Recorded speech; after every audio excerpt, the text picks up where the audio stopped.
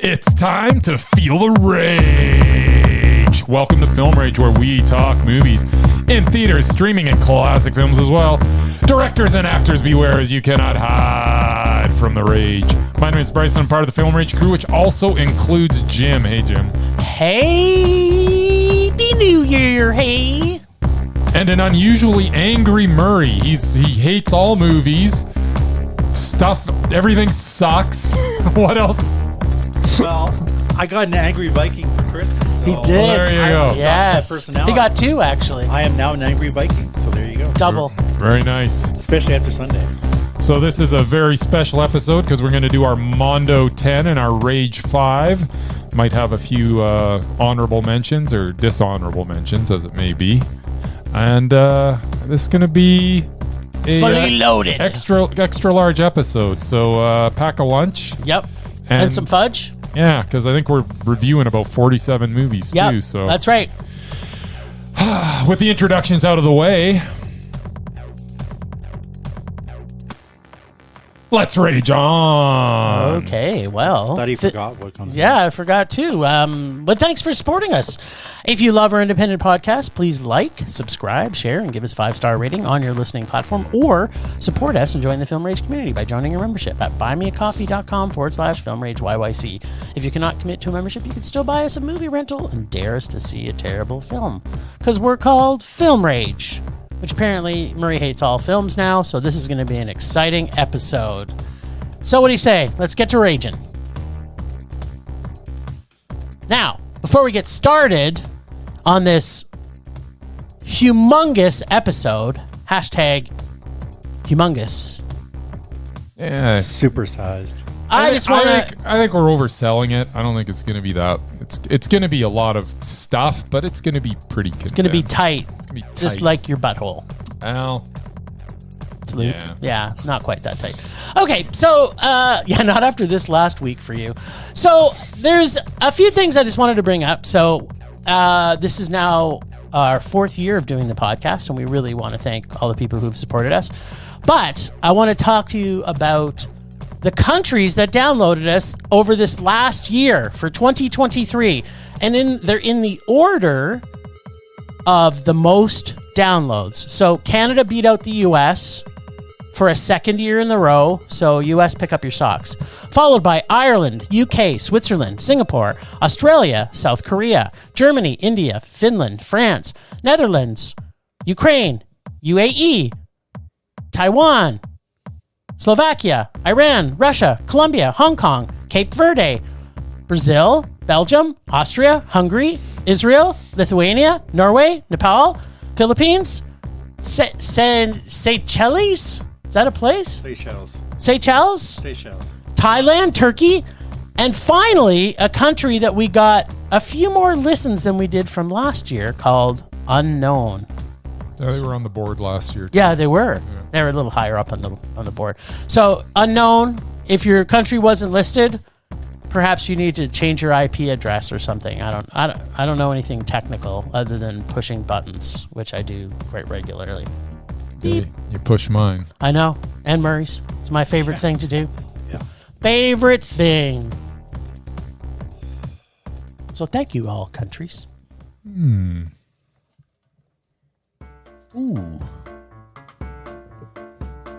What would Amazing Murman predict? What would Amazing Murman predict? What would he predict for the films we saw at Christmas? What did he think that they were Mondo or Rage? What would Amazing Murman predict? Or Matt. What would Amazing Murman predict? What would the Amazing Murman predict? I would have to say that this week he's going to do pretty good with me because I think I'm looking at this list and I'm pretty predictable. Yeah, this list is pretty predictable. Actually, you know what? This is a bit of a crapshoot. I'm kind of anxious to see what the Mur says. So get your pen handy, Bryce. I got the first one wrong anyway. All right. Judged by your comments. Oh, okay. Okay. Mm-hmm. So I was just trying to look through your eyes, man. Yeah, well, It was a Apparently musical. I was inaccurate. You love musicals. You'll just hurt yourself. Well, okay, in order. We got Wonka, Yes. which I saw yesterday. Nice. There's a lot of singing in that. Yes. There is. And a lot of Timothy Chalamet. Yes. True. Sheila Boner. and a little tiny Hugh Grant. Yes. Pocket size. Which, 2 of the times he was on screen for. Yeah. First time, I went to the bathroom. Why? Second time, I left. What? As soon as he started singing, I left. Oh, that's the best part. No, I don't think so. You missed out. Oh my goodness, Mur. So, yeah, Jim, who has a permanent Chalamet boner. Shalaboner, as I I like know to call he it. would love that. The singing, I don't know. He's not fond of the singing, but I think it's just weird enough he might have liked it. So I think he might have given it a Mondo. All right. Bryce, I think maybe a high meh. I don't think he Mondoed it. But Okie I dokie. could be wrong there. We will see. Next one is, because my printing is illegible. I'm pretty sure it's something with a boy and a fish. Boy and the Heron. It's not a Sure. fish. It's a bird. A but big bird Whatever. at that. Same thing. It's an animal. It's a Something you can- cartoon. Yes. It is. Which I It's animated. actively try to stay away from. You do. But not when they're subtitled. Which, by the way, I saw the subtitled even version. subtitled. I saw the non-subtitled, so it'll be a good I mix. saw the subtitled trailer, which was actually mostly in English. Interesting. Weird, but considering the huge list of stars that were in this, the people that were in it, Yes. I'm pretty sure you guys both love this one, so I'm pretty Okay. sure you Mondoed it. All right. Mondo times 2. And we have Aquaman and the Last Kingdom, Yes. which Jim and I got to see. Yes. It was our pre-Christmas date. Excellent. I'm already writing your ratings down. You are. I don't even need to hear them because I know what they're going to be. Because yeah. if you saw it, and you, I and saw especially it. if you saw it with Jim, I saw it with Jim. I did not agree with him. But I'm pretty sure you both raged on it. Okay. Because it's a superhero gee, I movie. wonder if he's right about this one. I don't Because the know. last one was so good. Yeah, but Bryce, I'll just superhero movies are meh for you. Spoiler remember? alert! All I'm gonna say is I didn't have to change what I wrote down before he said it. Then we got Poor Things. Oh yes, what do you think With about Emma this? Stone, who apparently Yeah. is some kind of a Frankenstein thing that Yeah, is yep, naked kinda. most of the time. Yep. Yes, she was naked a lot lot more than of I thought she was gonna Yeah. be naked. So, yeah, it looks really, really weird. It is really Which weird. means Jim probably Mondoed it. Yeah. I think Bryce may have gone down to a meh. All Okay. right. I love this music. And then we have Iron Claw, Ah! which I did not get to see, Yes. and which Cuff presented, They did. but it was at a big chain theater. They didn't need our Yep. assistance. With No, they did with, not. with the screening. And apparently, I also missed talking with Bret Hart. Who was There you as go. well. Yeah. But it's Who's about also the- a wrestler? I tell you, you think the Hart family has some tragedy. Oh yeah, no, it's not. They don't measure up to the Von Erichs. Nope. Stampede Wrestling has some tragedy, but yeah, the Hart's not just their Well, I family. mean, the Owen They're- Hart thing. They, and- yeah, but some of the other tragedies were people who were from the wrestling ring, but not necessarily related to them. yeah. Yeah. But anyway, yes, But I a digress. lot of tragedy. But yes, it was a wrestling film with the Von Erichs. Yes. And I happen to know Bryce is a bit of a wrestling fan. What? He may have actually known who the wrestlers were. I What? did. May have actually seen them wrestle at one I time. saw everybody that was featured in the film. But Oh, there's a I butt. think this is still just a meh for you guys. Okay. A double met. Yeah. Even though Jim has no interest in wrestling. Yes. Or sports movies for that matter. sports movie. sports movies. That was Yeah. the other doubt. So That's what's why it the was thing that Wanda. could get it to a meh then, Murray? I don't know. I think maybe some of the performances. Okay. Okay. That's fair. That's- There actually was some very good What's performances his name? in it. Efron or Don't give him somebody in that? anything away. He's already said it. Then we have The Color Purple, which apparently Bryce didn't want to see. Neither I did know, I. no, I Neither wanted did I. to see it. It's a. I was had some It's a stomach musical issues. remake of an original. I It's know. the same story. So Yes. if you're gonna, that's the thing though. If you're gonna go for to make a remake of something, just absolutely do a musical I and just guess make so. it go so far the other way that it can't possibly be good. That maybe it will be because it'll be a pleasant surprise. Well, because it was a musical, Yes. because it was a remake Yes. of a Steven Spielberg movie. Yes. Who I know you're not that fond of. No. I think, pretty sure you raged about it. Okay. And Bryce has no comment. That's No, right. I think that I wouldn't have hated it though, just because it's got such a stellar cast. I might have. We'll see. Well, I don't want to give anything away. I will see it eventually. Of course you will. And then I'm also we going to have- see the other turd of a movie that you went to There's eventually. a lot of turd movies. Oh. Well, I'm guessing it was a turd of a movie, but I guess I'll find out. You're gonna when find out, yeah. Yes. And we have Ferrari Ferrari. with Adam Enzo. Driver. Yes. A Adam really Driver. bad Italian accent. Yeah, well, Yes. he's got that bad It's- Italian accent mastered after. It's funny Gucci. how the three main actors in this movie are American. Yeah. Mark and Well, no, one of them- Okay, One one, of them sorry, plays one's a One of Mark. them's Spanish. Spanish. One's Spanish. The catch is they play Italians. yeah, Yeah. Spanish plays Italian and Markin plays Markin, doesn't she? Isn't she supposed she to be Markin? Markin? No. I She's have supposed no to be idea. Italian. Anyway, She's not supposed to be Italian. it's supposed to be a No, movie. she isn't. It's What's a- her name in this? Now you're bugging me. No, it is. There's no she way. had that- she had an Italian accent for like one line. No, and then, she Was had. it- She had wasn't she no married to him? accent. Did he No. marry an American? I don't know. Shailene Poopley or whatever. Woodley, yeah. I Yeah. know nothing about All Enzo right, so what do Ferrari. you think we're gonna I Well, gotta see her name. 'cause It's a this- car. keep looking it up? It's a car movie. I think Yep. she was Markin. and there's a lot of racing scenes. Yes. Not exactly a good combination Yes. for you two. So yeah, because of Adam Driver, you might have actually got it up to a man. Okay, maybe she. I don't know. Lena Lardy. Yeah, she was fucking Italian. Well, she Well, didn't she's supposed to sound be. or look Yeah, Italian. That's 'cause she's an American. Because she's a terrible actor. She may have been Canadian. I don't know. Terrible. Wait, I don't want to give anything away. I still want to get. I just I want to was get through convinced this. that she I was- just want to get through I this. could have Point- sworn you had to Point be is, American. those three characters were not played by Italian actors. That is true. But she was American. No. She was supposed to be Italian in this movie? That's ridiculous. Yeah, it was. Okay. And finally, I'm sorry, I've missed your ratings. there was a man. Double man. Because it's got cars in it and it's got racing in it. But it's got Adam Driver. But it's got Adam Driver, which is probably why it wasn't a rage. All right. Okay. I'll tell. Well, And I won't finally- say anything until I review it. Speaking of racing, Yes. Boys in the Boat. Yes, they're boat racing. George Clooney. Well- it's a period piece. That would be Rosemary Clooney's yes, directed nephew. by. He wasn't even in it. He just directed it. Yeah, Would've it's been better if he Rosemary was actually Clooney's in it. nephew. Get it right. See, he should be like what's Nope. his name? Nobody's gonna know who you're talking Tarantino. about He if you should be say in every. George He should be in every Clooney. movie he directs. But anyway, You need to tell them it's Rosemary Clooney's nephew so No. they know who you're talking about. That's I right. think they know who. George Really, Clooney Jorge? is. Really? Yes. Because nobody knows George Clooney, but they know how about Rosemary Clooney? Clooney's nephew. How about Yeah. Danny Ocean? What's a Danny Ocean? Was that like Frank Sinatra? I think they're using a movie called Ocean something. Three of Ocean's them. 12. That or was Frank something. Sinatra. Nope. That was the original. What? We're getting back to. You know what? That wasn't a Oh, musical I either. blocked that out of my mind. Right, Yeah, they remade you that. did. Why would they remake that? The original was so bad. good. Yeah. Because it couldn't be any worse. No. All right. So They're what? real actors. So what did we think of Boys in the Boat? Yeah, It's well, going off the rails. Bryce didn't see it, so no comment. Yes. It's a period piece. Not my fault. It's a sports film. Yes. And it's a biopic. You gotta give it a rage.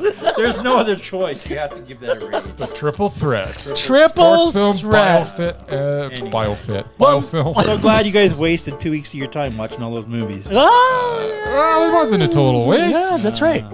There's some good. I got there's to some see bad, Color Purple. and there was some ugly. Got to see the Some ugly. Yes.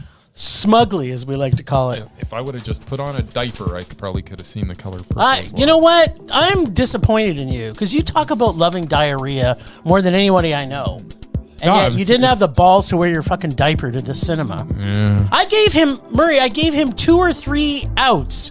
The day before he went on holidays, I said, I'm going to go see the late night show. And he's like, I need sleep because I won't sleep on the plane.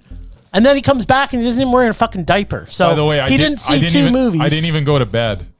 Yeah, so you could have gone to the movies with me. I was like, I got so much to do. I haven't packed yet. I still haven't cleaned the place for Kevin when he got here because he was taking care of my dog.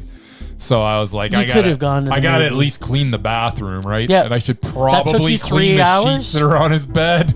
So I'm like, I should probably do that too. And then all of a sudden I'm like, oh man, it's already like 1 a.m. and I still got another load of laundry to put through. And Could have easily seen the movie. and I got to leave at like 4:30 a.m. So Yep. So I know, I couldn't have seen the movie because I was literally doing stuff the whole time. Anyways, you're putting people to sleep here, Jim. Let's get on with this. Oh, I am. Gotcha. All right, Wonka Vision. Why don't you tell us what you thought of it? Because you hate everything now. So I this do is hate everything.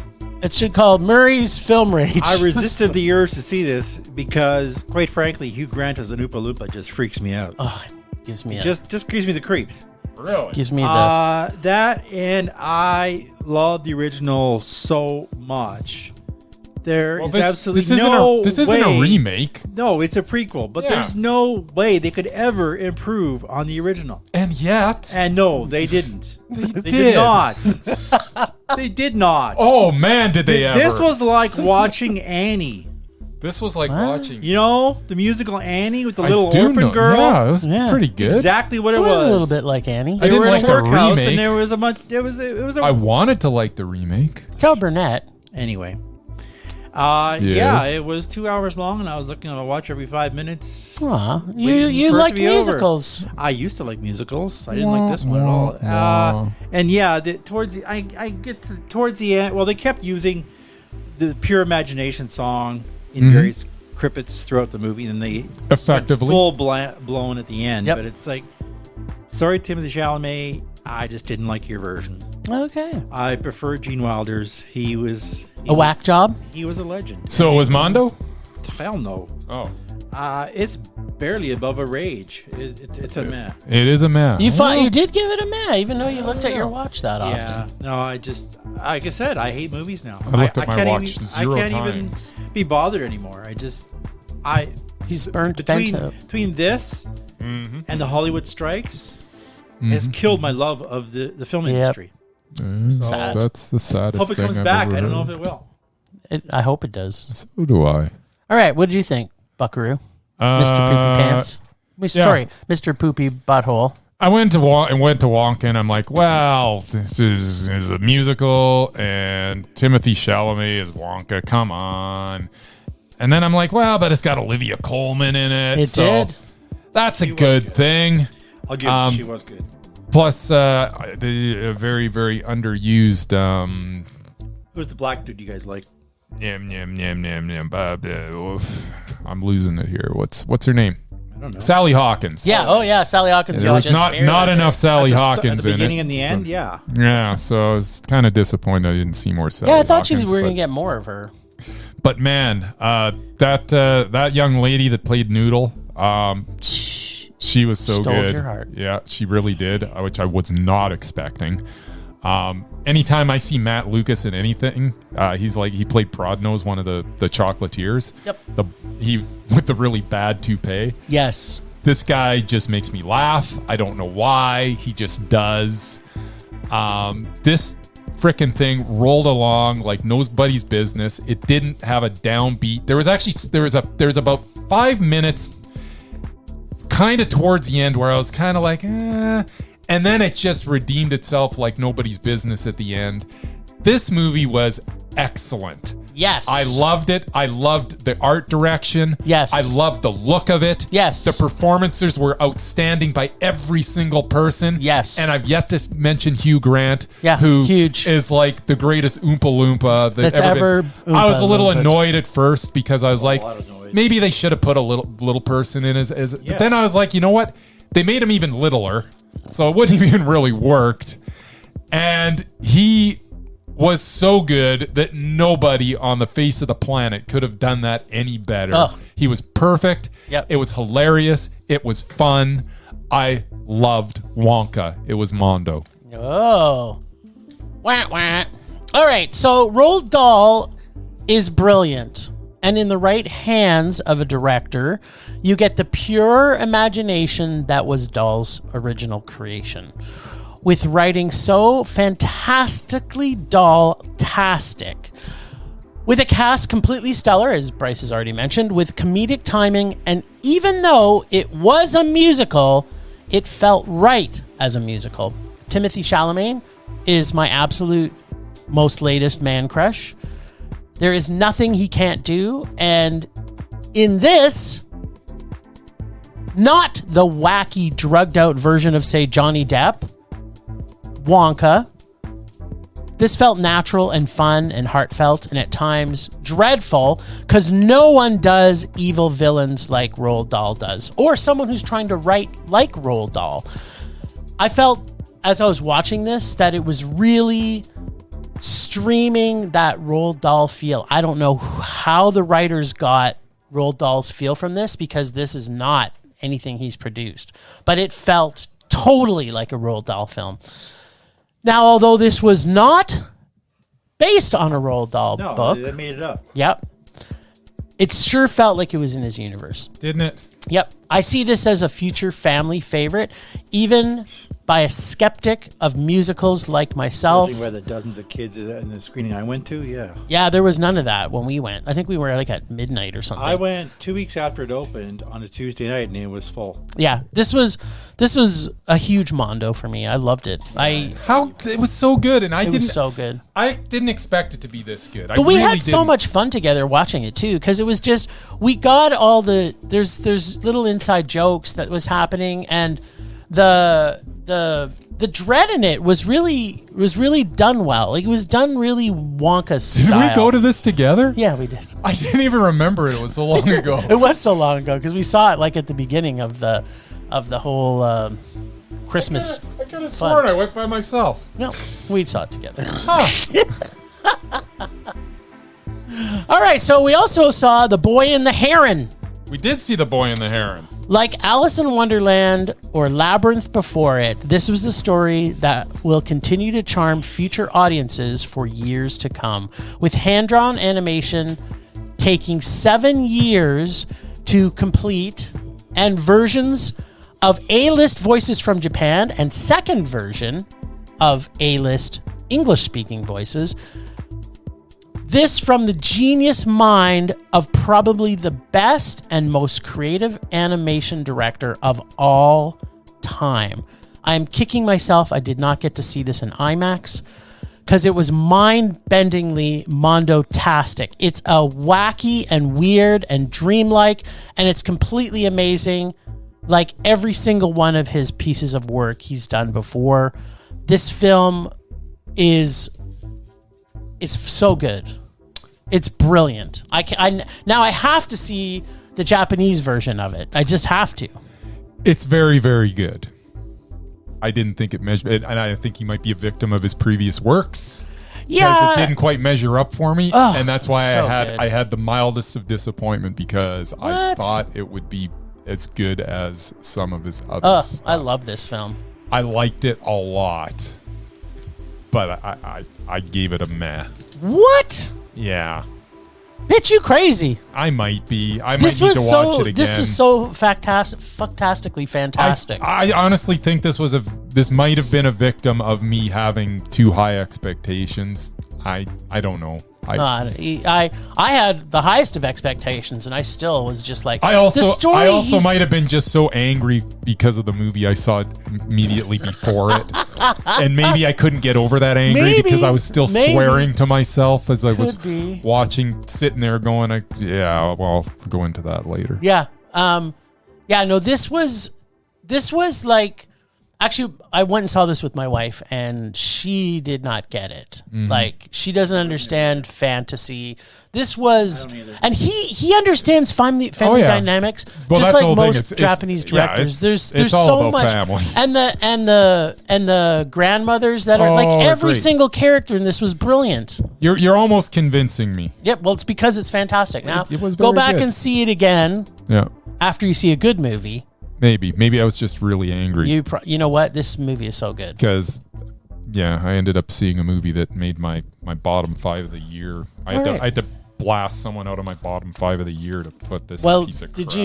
Did you have anything more to say about The Boy and the Heron? No, I think I probably am wrong. I won't, but You are wrong. I'm just letting you know that now. You're completely wrong. It was a long day. Yeah. Okay. I just got out of one of the worst movies that I'd seen in Speaking all year of long. one of the worst movies you've ever seen, let's talk about Aquaman and the Lost Kingdom. Hey, are you clairvoyant? Like No. seriously? So you must be. So let's check in where Mur's at. Did he get? Oh, did you see this one, Mur? No. Aquaman, yeah. Like I said, Aquaman Jim and I had a Christmas date. We did. Exchanged presents, had That's right. Drinks and appetizers. And Got to second base. almost got to second base. Nice. I know roofied him. I know what Jim thought of it. I'm not surprised. It wasn't as bad as I thought it would be, to be honest. Oh my God, really? Really? Not a big Aquaman fan anyway. I mean, as someone who is a huge fan of DC and the Justice League in general, I always thought Aquaman was one of the lamest superheroes. I mean, the dude talks to fish. Obviously, Momoa, puts a little more muscle into it. But, ironically, he didn't do a lot of talking to fish during this movie.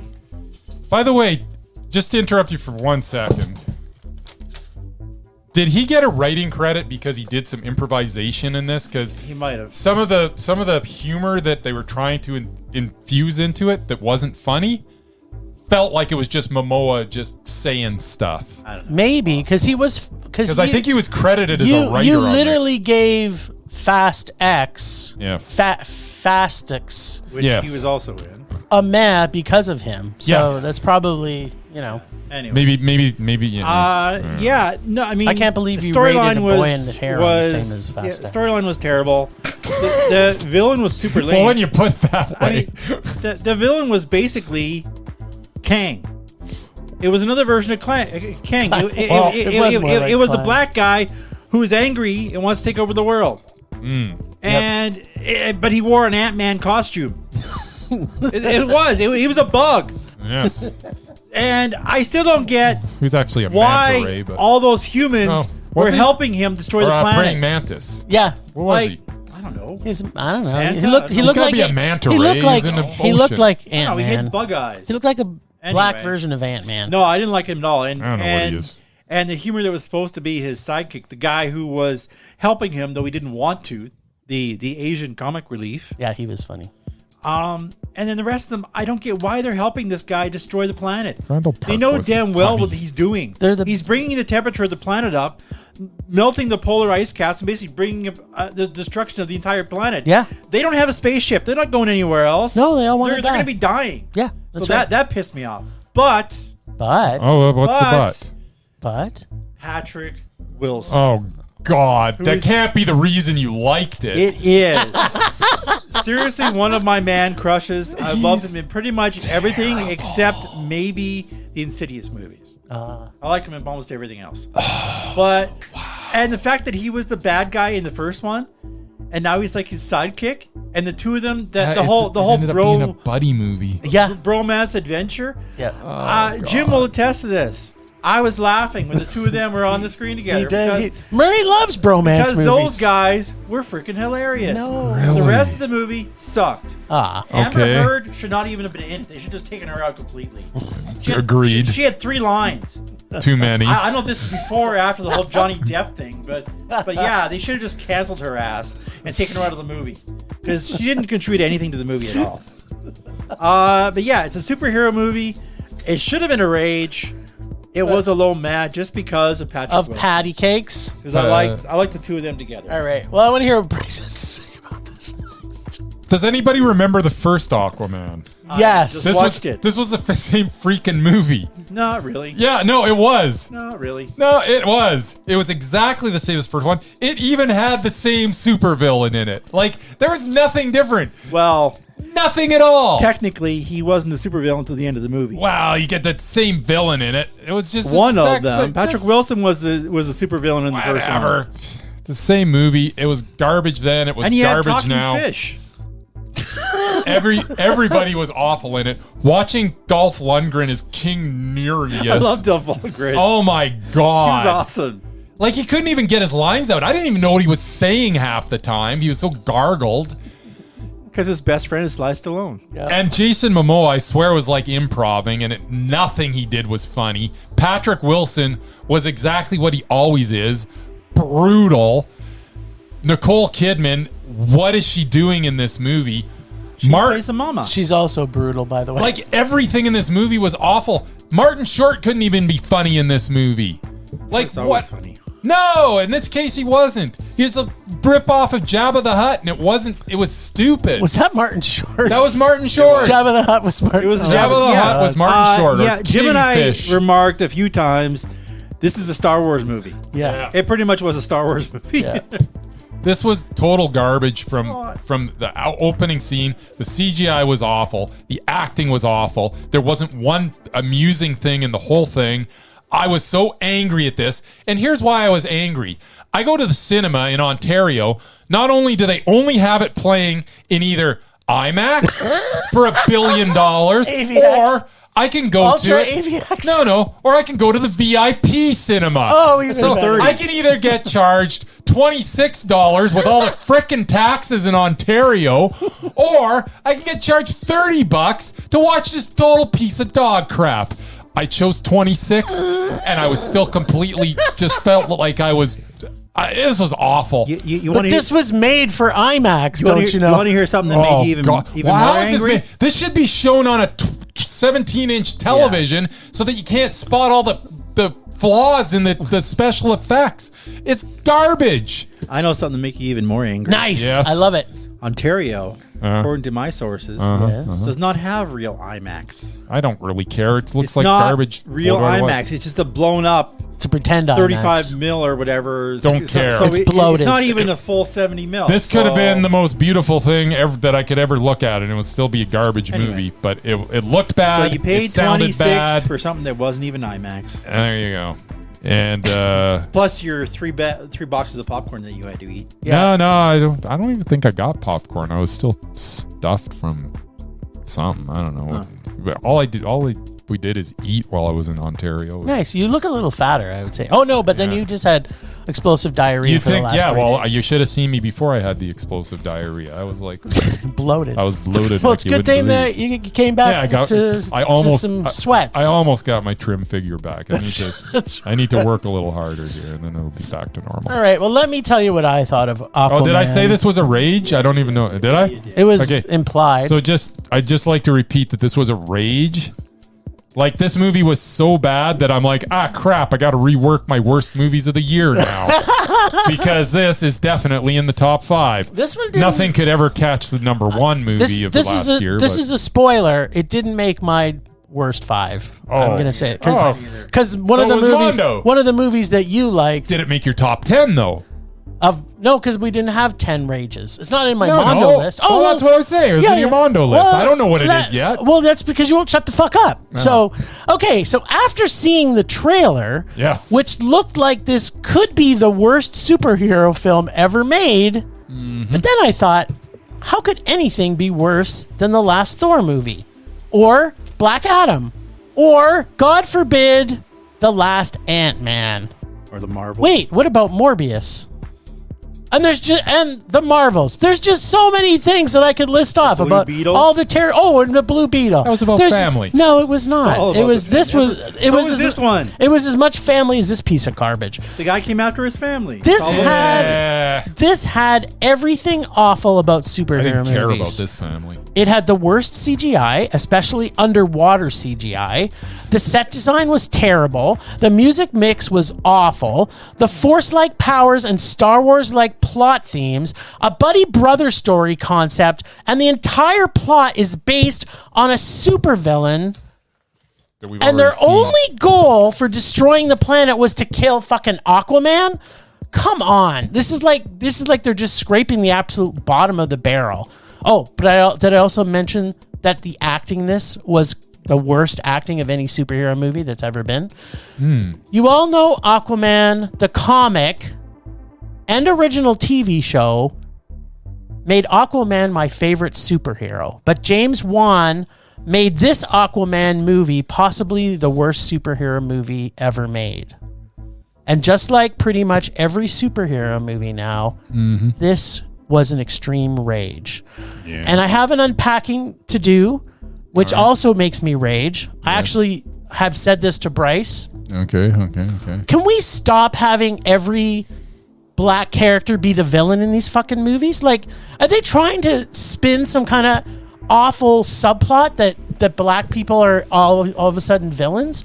Like, he could have been anybody else in this movie. And they've been planting them time after time lately of always just finding a way to put black characters in movies that are villains now. It's like, come on. Is that me? Or No, is this actually starting to happen? Seems to be a bit of a trend as of late. Yeah. And the last 2 movies that did that were terrible. So apparently stop doing that. Just put black actors in films and make them good again. Blue Beetle had a white person. Wasn't that Susan Sarandon? Yes. She was unless she had a black sidekick. I don't do you remember her terrible Portuguese I'm not saying it wasn't terrible. I'm just saying she wasn't black. Do you remember her Portuguese accent? Was she Portuguese? I don't remember. Yeah, I mean she was. No. There's like adoption thing going on there. That movie was terrible. Yeah, and unfortunately, it didn't make my worst 5, but others will. Let me tell you. All right, Bracey, what'd you think of Poor Things? Poor Things. The latest from Yorgos Lanthimos, the man that can just literally do no wrong. This is one of the most visionary directors walking the face of the earth right now. I am so excited every time I see a movie of his coming out because I know for a fact that it'll be like nothing I've ever seen before, and it will be so enjoyable. And once again, I was clairvoyant. This was just so good. I was in absolute glee. I was not feeling at my best when I watched this movie. And I tell you, The Cure for Diarrhea is a Yorgos Lanthimos movie because there was no real way I was getting out of that seat. I wasn't going to miss a frame of this, and I was just fine. I was so happy watching this. And I tell you, Mark Ruffalo, thank you for being in this movie, for absolutely proving once again that you are one of the finest actors walking the face of the earth. I mean, you're no Ben Affleck, but I digress. Bring him out, didn't you? Emma Stone. Chance he gets. Emma Stone was so good. Willem Dafoe, my goodness. I mean, just back to his Willem Dafoe-ness. It's just everybody was so good, and this guy just makes the most stunning visuals, and just so funny and so poignant. And I just love these movies that he makes. This movie was Mondo. This guy's becoming maybe my favorite director of all time because I literally he just blows me away every time he puts a movie on. Like literally The Killing of a Sacred Deer, I've said in the past, is one of my favorite movies of all time. Yep. And this one's almost that good. In fact, it might be that good. I'm not sure. I got to watch it again. Watch them both back to back. But my goodness, this guy's talented. Like it's never heard of him. Stupid talented. So yeah, Poor Things was Mondo. Every performance was spot on. There's not a wasted piece of film in this. The music, how good was the music? Oh yeah. Oh, it just took. Just love this movie. I can't say enough about it. All right, well let me tell you what I thought of this movie. Yes.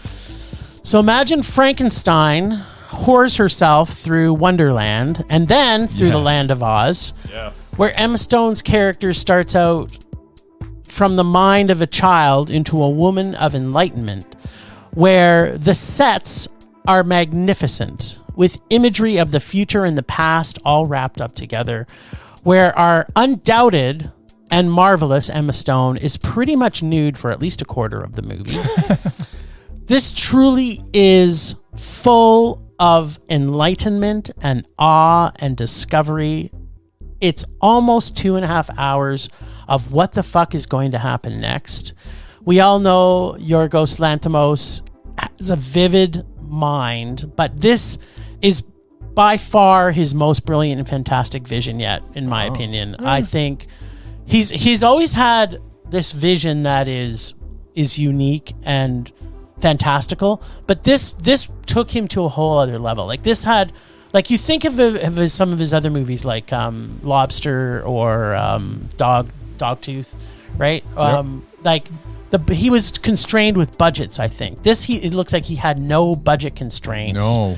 And it was just... Well, that's what I think that the movie that did it for him was The Favorite. That was such a success, got such a acclaim, and Olivia Colman won for Best Actress, and and that's why he got to make this movie. And he's got to be making this in a long time. And you know what? I have to say, Marie, my hatred of Mark Ruffalo. He was brilliant in this. Like, I've never said that about Mark Ruffalo ever. In fact, I think Mark Ruffalo in most movies, other than him still being Mr. Potato, because that's 99% of his acting, that in this, I cannot imagine anybody who could have done this better. And I am not afraid to say, when someone is doing better work and his best performance he's ever been in, by far. He's a fine thespian. No, he's not, except this movie. He has one movie that he's a thespian. All the rest, he's a motherfucking potato. So what you're saying is... He's Ruffalo made one movie that he's good in. Might make the mesmerizing list. No, he is never going to make the mesmerizing list. Because I remember all of his movies prior to this one. I'm just trying to read between the lines. Got my vote. You think Mark Ruffalo's mesmerizing? I do. Oh my God. There you go. Nice. He's the worst actor. Okay, well, let's talk about Iron Claw. Claw. Yes, story of the Von Erichs. Now, I don't like sports movies or biopics. Right. But what I do like is Zac Efron's roided up beefy body where he's half nude and oily for over 2 hours. Yeah, I knew nothing about the Von Erichs going into this, but damn, they got some curse on them. Yeah, it was like, holy fuck, that whole thing. I barely know who they are, but I knew exactly what there was a curse. Yeah, they had some bad luck. The casting in this was outstanding, and seeing my man Zac give the performance of his life was so rewarding. The direction style was pretty well done also. I liked the way he approached each of the brothers and gave them a powerful identity, and the love they had as brothers really came through. This was working so hard to get that covenant and almost impossible biopic Mondo. But also, it was too long, and the last half of the film kind of fell apart. So, Zac is still one of my main man crushes, but the Von Erichs are still cursed, as they cannot get anything higher than a man. Yes, there you go. Yeah, I was like, this is one of those movies where I wish I wasn't as familiar with the story, because sometimes when you're super familiar with everything that's going on, well, you've seen the actual people wrestle. Well, it's not even that. It's more the actual story of what happened to them and how all the different brothers died, and the timeline of things that happened in it. Sometimes that takes you out of a movie, and I think I would have enjoyed this more had I not known everything. Yeah, because there's some there's timelines with where Carrie lost his foot, and where it's like, okay, well, that didn't really happen at that point, and you're kind of leading me to believe that that's why something else happened, and that's not really what happened. Yeah. And so then you're sitting there going over that in your head. Well, you should be just kicking back and enjoying what's in front of you. Still, performances by everybody in this were good. Wasn't Efron amazing? Efron was amazing. It was really, really good. Yeah. But it wasn't Mondo. Did you not find that it fell apart in the second half? And that's part of it. The other thing is, I felt like there was a lot of, and it's hard because there was a lot of story to tell, and it was hard to tell it in a condensed, and it almost should have been like 2 movies. Yes, I agree. Because there's so much that happened to these guys that some of the stuff that probably should have been maybe extended a little bit got rushed. I felt that there exact thing. There was thing. stuff that was like rushed, and then other scenes that kind of meandered on too long, and it's like, it had a weird pacing to it. Yep. And it's because they were trying to get everything into this into this concise little package. And it was still too long. Yeah, it was. So it's like, what do you do when you got this much story? Like, I feel for the writers and the director and everything. Like, I don't know what you do other than make, and you're not going to make Iron Claw Part 1 and Iron Claw Part 2.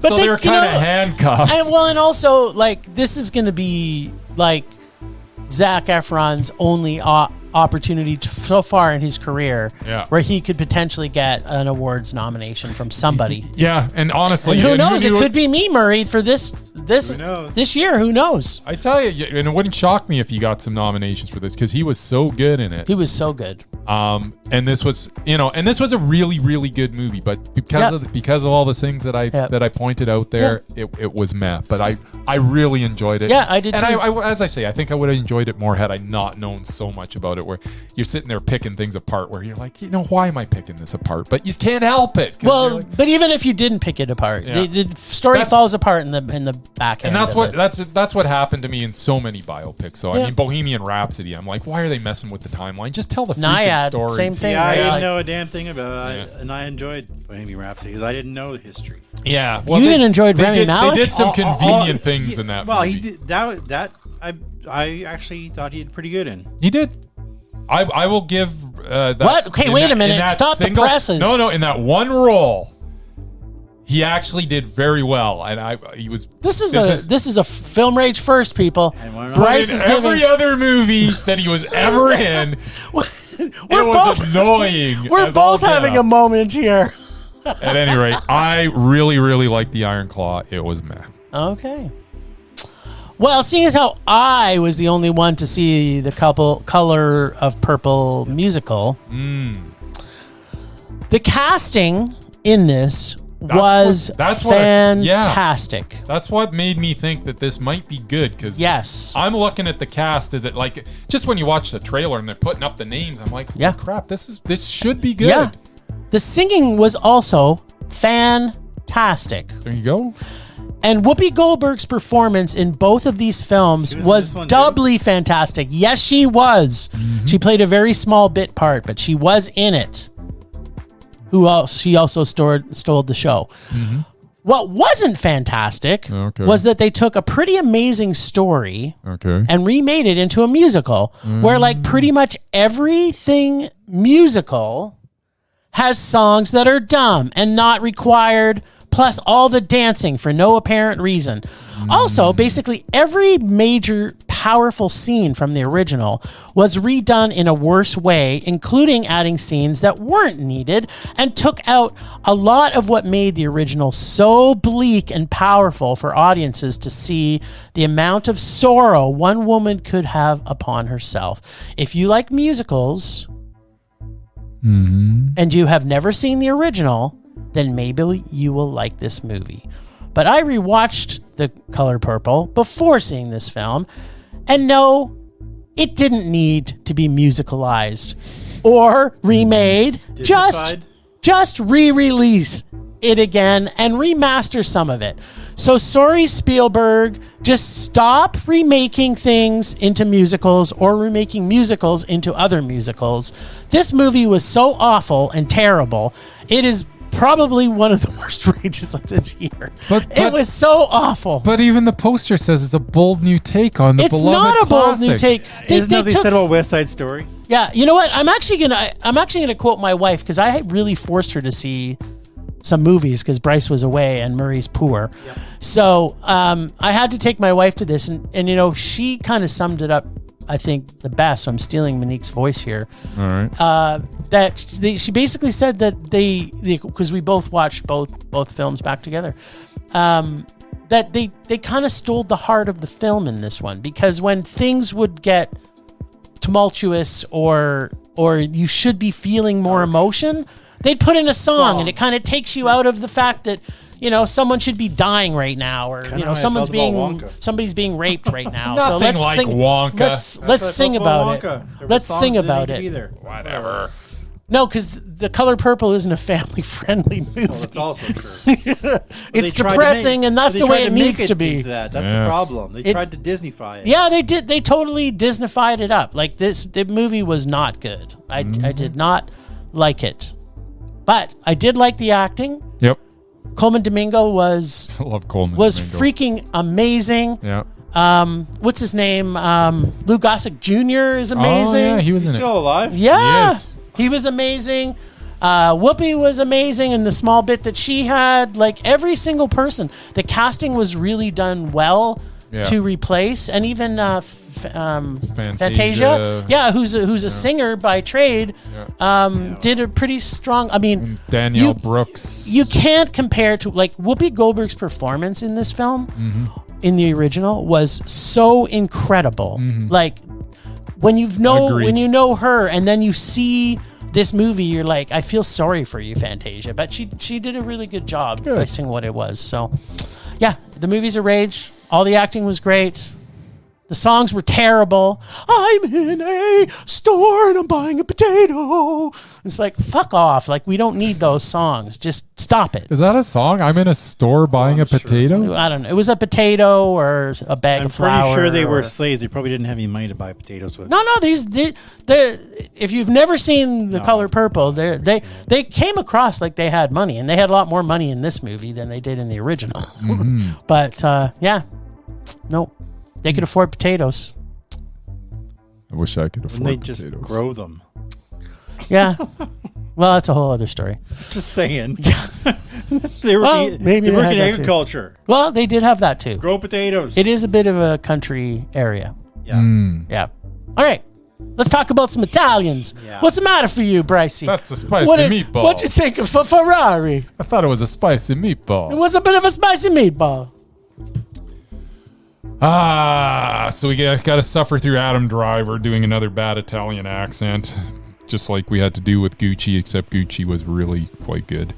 Shailene Woodley, I thought was playing an American in this. I've been informed that Lena Lardi is actually not an American. Lena Lardi, she's Italian. She was supposed to be Italian, which I'm very confused by because there wasn't even an attempt to do an Italian. I guess I can respect that she didn't even attempt to do an Italian accent. Well, you know my belief on that. If they're all speaking Italian, they wouldn't have an accent. So, but half the people did, half the people didn't. So it's like, well, there you go. No. So yeah, there was a lot of car racing, which I just absolutely abhor. There was just, it was very, very long. But there's a but? Penelope Cruz just absolutely blows me away every time. I remember 25 years ago, well, maybe not when you that long hated ago. her. I hated her. I did. Yep. Like, I'm like, oh God, Penelope Cruz is in this movie. She's going to be annoying. And she was for the longest time. Is that what she was doing Tom Cruise movies? Possibly, I don't know. She was in a bunch of crap. She was also in some good movies, and she was crap. And now she's quickly becoming like my favorite actress working today. I love Penelope Cruz right now. It's out there. It's out in cyberspace now, people. Everything she does lately is interesting. She always puts a spin on the performance that I didn't expect. Yep. And in this case, she made this movie so watchable because every time she was on screen, I was like, yes, okay, I'm in again. I got taken out whenever she wasn't on screen, but then boom, laser focused as soon as Penelope Cruz. Movie's not about her. And she did not disappoint in any scene. She was so amazing. She couldn't save the movie for me. And don't get me wrong, this wasn't a terrible movie. It was meh the whole way through. But Penelope Cruz made this enjoyable beyond a meh for me. But it's still a meh movie because but man, how good was Penelope? Like, it wasn't just me, right? Well, let me tell you what I thought of Ferrari. All right. Are you ready for this? This is my first line. The first line. Yes. This film should have been called Yes. Penelope Cruz's Ferrari. There you go. It should have been Ferrari. It should have been Laura It's Ferrari. in black and white right there. Even though her Spanish accent still wasn't Italian, it was still more Italian than anyone else in this film. Plus, she proves as well that in addition to when she is in a Spanish film, where she is completely mesmerizing, that if she is speaking English in a film where she's supposed to have an Italian accent, she can also be mesmerizing. So good. That's like half of my review. It's all about Penelope Cruz. If you It is. if you like watching Nothing else is classic, worth watching other than her. if She's you so like good. watching classic Ferrari racing for an entire movie, in between watching Adam Driver using the worst and inconsistent Italian accent, Oh, God. then you will love this movie. You'd think he'd get practice after House of Gucci. I know. You'd think he would have an acting or a voice coach. It's a biopic, and for the most of it, it was too long and boring until we get halfway through it. The race scenes were kind of cool, as was the car crashes, but the story, I think, didn't tell enough about Ferrari. Stop making English-speaking Italian films. Just make an Italian film about Ferrari.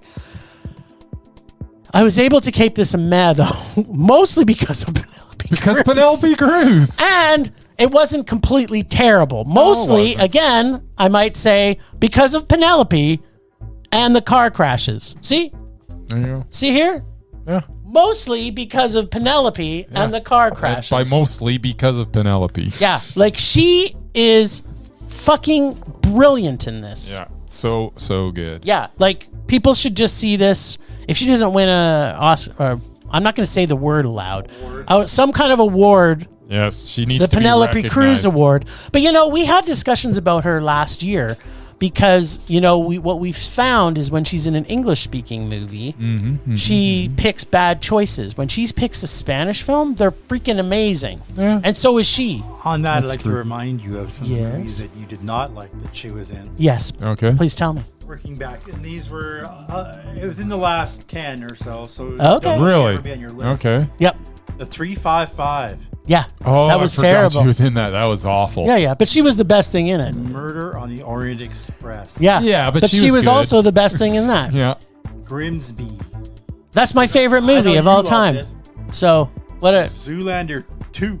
Wow, She was also amazing. brilliant in that. Yeah. Sex in the City. I don't remember. I don't Oh, remember yeah. her in that. I remember but that. And 9, which had singing in it. Yeah. Well, it doesn't mean that Penelope wasn't the best thing in all Exactly. those movies, saying. except for Grimsby, which is just an amazing movie.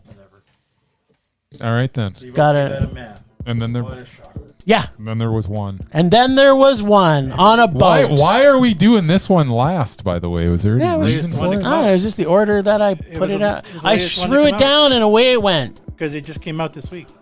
No, it came out. Is that what? It Okay. came No, out. like I don't know. Friday, but yeah, it was So- the last So one this is to come out. so we saved Rosemary Clooney's Clooney's, nephew's movie for to the last. very end. All right. The one movie that Well, I that said, makes sense. of everything that I saw, I was most afraid of seeing this movie. Yes. I was really hoping I was going to get the story of Silken Lauman. But she is a woman in a boat.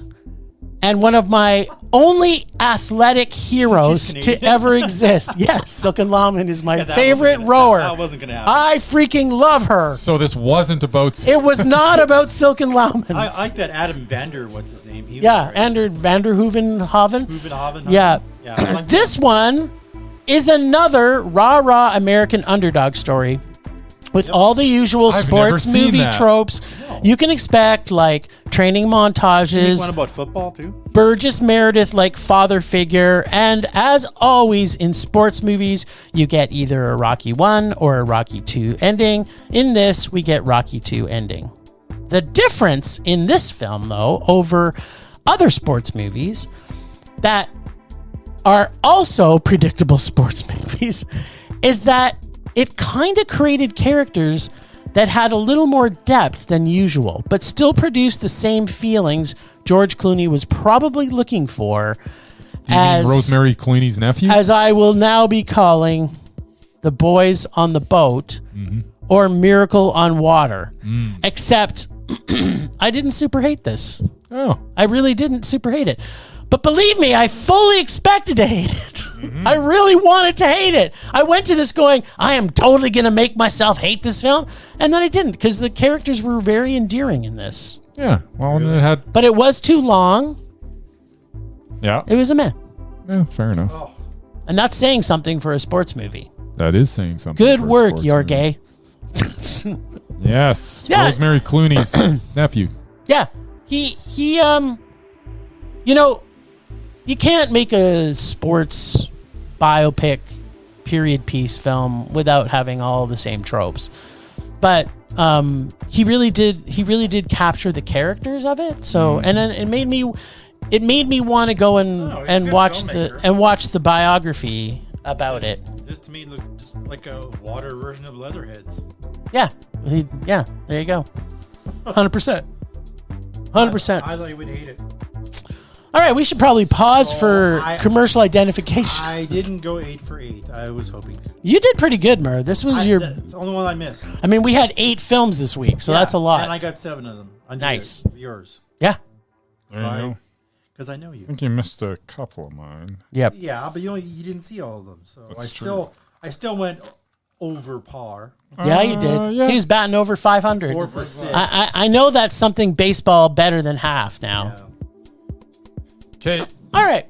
Now we're moving into retrospective from 2023. It was a year. 2023 was a It year. was a year. I like this new music. No idea what This is the Mondo 10 Rage 5. Sure. All right. Do you want to start with our Film Rage Awards? Really? I thought that was at the end. I thought Okay, we'll leave it at the end. Sure. That doesn't matter to me. Who wants to go first? Says here, Bryce. All right, Bryce, you go first. do it in the order that you've got here, Jim. I don't know why you're trying to freestyle all I this. like freestyling. If he's ready, then. I'm not wearing any underpants either, in case you noticed. All right. Just trying to get my dog to stop chewing on the cord. The electrical cord? Yeah. Well, stop putting butter on your electrical cord. Only because we took all the paper away from reachable range for him. Yeah. He was eating the paper before that. Yes. Come here, All right. Dum. At Come here, any Dum Dum. rate, what are we doing? Oh, Rages. Rage 5. All right. So how many was I supposed to have as like a... You're 5 and 3 runner-ups. 5 and 5. Got it. 5 and 3 runner-ups. And 5 Murray's and got your 5. mute, so... So... At the end of 8, he's going to mute you, so no one will know your top 2. I don't need to... you know what? I'm not going to talk about my runner-ups too much at all, actually. Okay. They were Sound of Freedom, The Sun, Jesus Revolution, No Hard Feelings, and Mission Impossible, Dead Reckoning Part 1. That's all of them? Yeah, that's 5. You're not going to say... Wait, that was your runner-up? That was my runner-ups. Oh, right. Yes, snuck them in there. Nobody muted me. Yeah. By the way, No Hard Feelings was so god-awful. I still can't believe that you guys liked it. I didn't like it. I think you met it. No, I didn't. No? liked it. Okay. No, Murray did. And Mission Impossible Dead Reckoning was just a piece of dog crap. It was a Mondo, but Jesus whatever. Revolution was horrible. At any rate, let's get on to the main event. Actually, Hard Feelings was in my Mondo list. I There you go. scratched it off, though. The Rage 5. The first of number 5 is the movie that bumped Sound of Freedom out of the top 5, which was my number 5 because Sound of Freedom was such a misfire. But that would be Aquaman and the Lost Kingdom. It was terrible for all the reasons that I just mentioned earlier in the podcast, so you can go back and listen again if you missed it. Expendables 4 would be number 4. That's Expendables. It's the movie that, for some reason, they decided that if you win something from Sylvester Stallone, you deserve to die, even yes. though he gambled with you and lost. That's right. Because he gambled and lost, it's okay for him to murder you. Yeah, that's right. And then laugh about it. Yep. I don't understand. Yeah. Like, what did society come to? Yeah. That was just insane. I get if they were like, I don't get it at all. No, I don't get it. I didn't get it. Yeah. Plus, it had just terrible special effects, just the worst acting ever. Like, once again, Dolph Lundgren's just got to stop. Number 3, Indiana Jones and the Dial of Destiny. Watching CGI Harrison Ford was almost as painful as watching old Harrison Ford. I mean, you got both in this movie, and they're both terrible. They're both just so terrible. Yep. This movie did not. A medium round. Yeah, medium round. Number 2, worst movie of the year. About My Father. A stand-up routine that is not funny gets the full-length feature treatment, and guess what? It still wasn't funny. Joe Cascapacapalo, or whatever the hell his name is. Sebastian Maniscalco. Okay, whatever his name is, needs to not make movies. This was so awful. He is not funny. I don't want to see him on the big screen ever again. At least if he's doing his stand-up, people that like his stand-up can go do his stand-up. If he's on the big screen, I'm going to end up seeing the stupid movie. And I just can't take it anymore because I can't believe how bad that thing was. I thought Robert De Niro couldn't do anything worse than like what he's been doing for the last few years. I mean, holy crap, War with Grandpa looked like a frickin' masterpiece compared to this thing. I also like that. Remember he was in that movie that was also came out recently, something about killer moons? Something that you like. Yes. No, we didn't. I thought you liked that one. No, we hated it. No, we did not like that. How that movie. didn't make your top 5, I don't know. It almost did. I mean, it was on the close short to the list. run. It was on the short list. There's Always Hope is the worst movie of the year. Cole Meany. This was the most painful experience that I've had at the cinema in years. I forgot about that. That Cineplex produced movie. Oh, God, I forgot about that. Yeah. This was one of the worst movies maybe like ever. Like, I literally couldn't sit in my seat. That was the best movie. I got up and like started walking around and there was muttering to myself like a freaking insane person. We were the only 3 in the theater, and Bryce got up and started walking around. I'm like, what is going on? I was screaming at the screen because I'm like, how can this be a movie? Like, who green-lit this thing? Cineplex. It was so I still can't believe that got made. That was one of the funnest experiences. The funnest experience I ever had in the yeah, theater. me too. I was beside myself. Like I just couldn't control it. I'm like, what is going on? This isn't a movie. It was the best movie going experience for me and Murray, though. It was. Anyway, so that's why it didn't make my bottom 5. There's Always Hope. I forgot about it. By the way, this movie was actually made in like 2020 and just sat on the shelf for like years. ever. Yep. And for some reason they said, well, it's the pandemic. We're coming out of it. We need something new on the screen. It's not the pandemic. It's the Hollywood strikes. Yeah, so well, was that what it was? Wow, that was. They already had it in the can. Might as well release it. Yeah, well, it could have been released. And then, yeah, it was god awful. Like, it was such garbage. I still can't believe that I ended up watching it on a big screen. Like, this was. Yeah, it was the only thing I think we could watch that week too. So yeah, I was not happy. It was one of those ones that the movie was so terrible, but it made the experience so much fun for me. Yeah.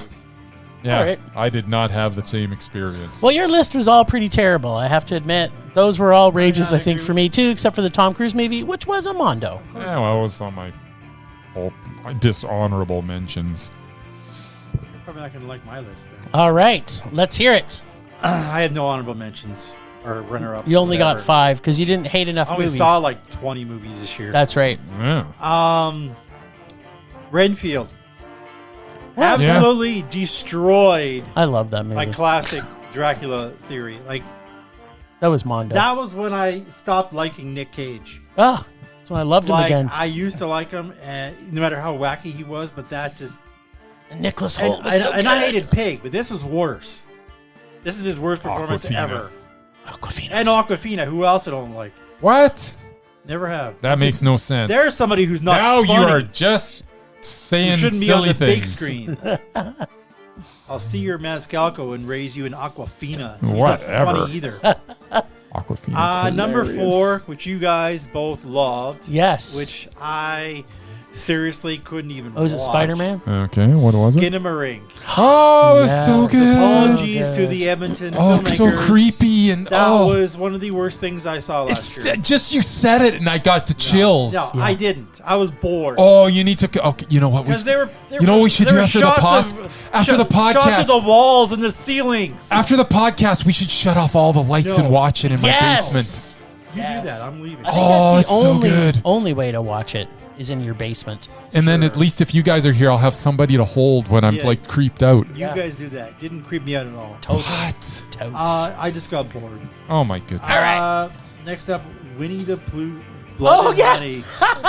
Man, I wanted to like this. 'cause It was an experience. It was like in a dark horror version It was of bad, a too. beloved children's It was bad, tale, but, you know. Yeah, it was terrible. It was an experience.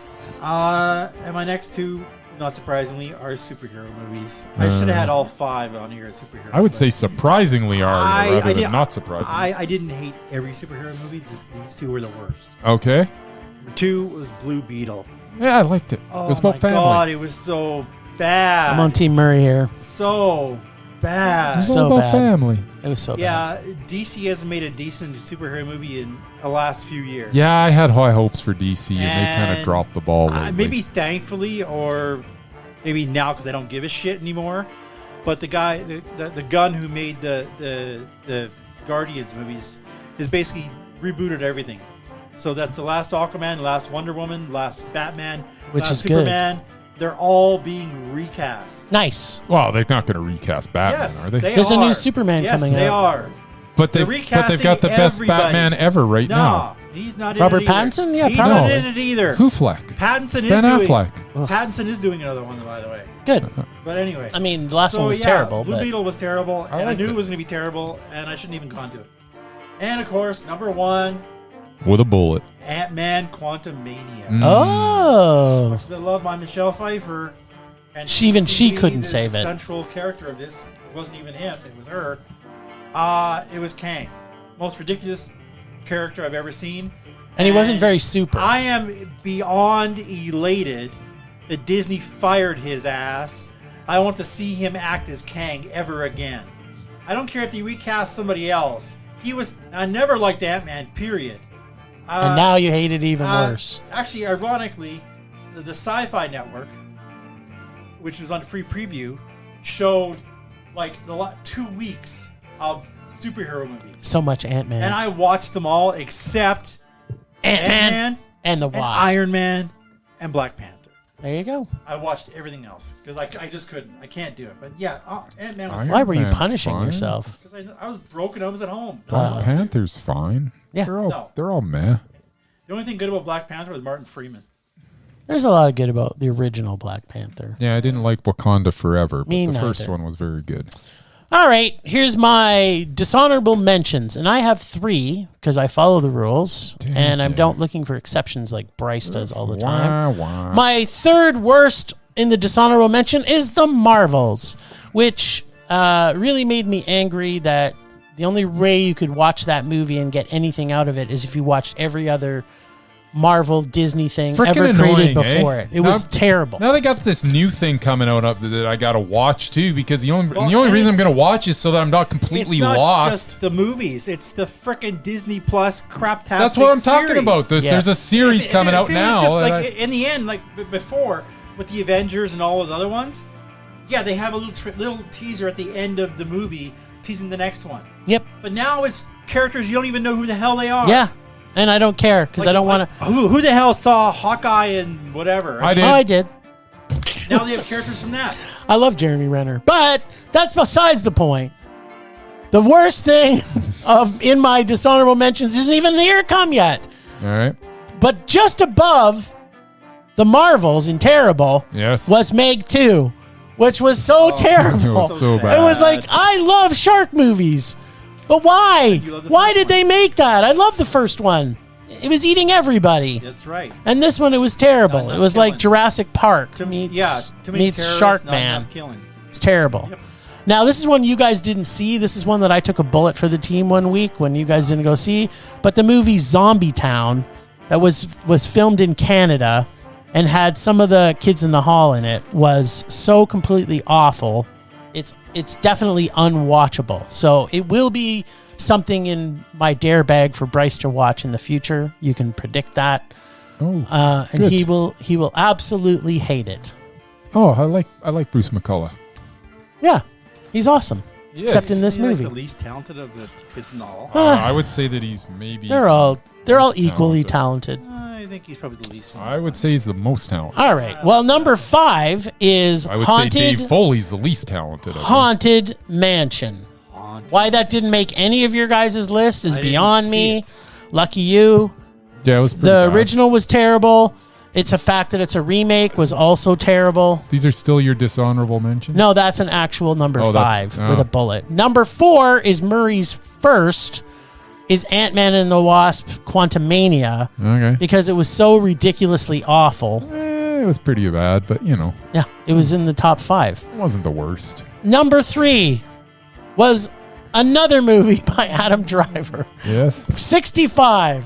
Probably the worst movie that's ever been made, yet had the best CGI ever made. It wasn't that bad. It was. What are you talking about? It was the dumbest. It was terrible, but it wasn't. They had no. I'm actually. Everything happened in I convenience. agree that all the movies that you've said so far are bad, but they're not that bad. Oh no, 65 was extremely It bad. was pretty bad. It but was way it did bad. not make the worst of the year list bad. No, it was. I Really? absolutely hated it. It was everything about it was convenient to get to the next scene. It was like, who wrote this piece of crap? But number 2 is a franchise that should have died many, many, many, many years ago. Indiana Jones and the Dial of Destiny See that I is agree number with. 2.